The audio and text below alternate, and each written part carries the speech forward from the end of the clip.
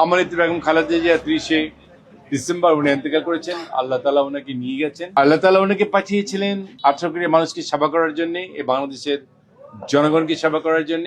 আবার উনি আল্লাহ তাআলা ওনাকে আবার নিয়ে গেছেন। উনি দিয়েছিলেন, উনি নিয়ে গেছেন। আবার 31শে ডিসেম্বর আমরা দেখেছি ঢাকা শহর যেন একটা জনসমুদ্র, মানে এত বড় জানাজা দুনিয়ার কোথাও হয়নি। মানুষের এত ভালোবাসা আমার নেত্রী পেয়েছেন, মানুষের বিশ্বাস আশ্বাস উনি দুটোই অর্জন করতে পেরেছিলেন, এবং সেটাই প্রমাণ করে 31শে ডিসেম্বর 2025 সালে সে জানা যায়। আমরা সবাই যেখানে যারা আছি জানি শেষ করি, আমার নেত্রী বেগম খালেদা জিয়ার দল করি, তারেক রহমানের দল যারা করি, সবাই আমার নেত্রীর জন্য দোয়া করবো। আল্লাহ যেন ওনাকে বেশি বেশি, আমি বিশ্বাস করি আল্লাহ তাআলা ওনাকে বেশি বেশি করবেন, কারণ উনি এরকম জনপ্রিয় মানুষকে, ভালো মানুষকে আল্লাহ তাআলা নিশ্চয়ই উনি জান্নাতবাসী হবে।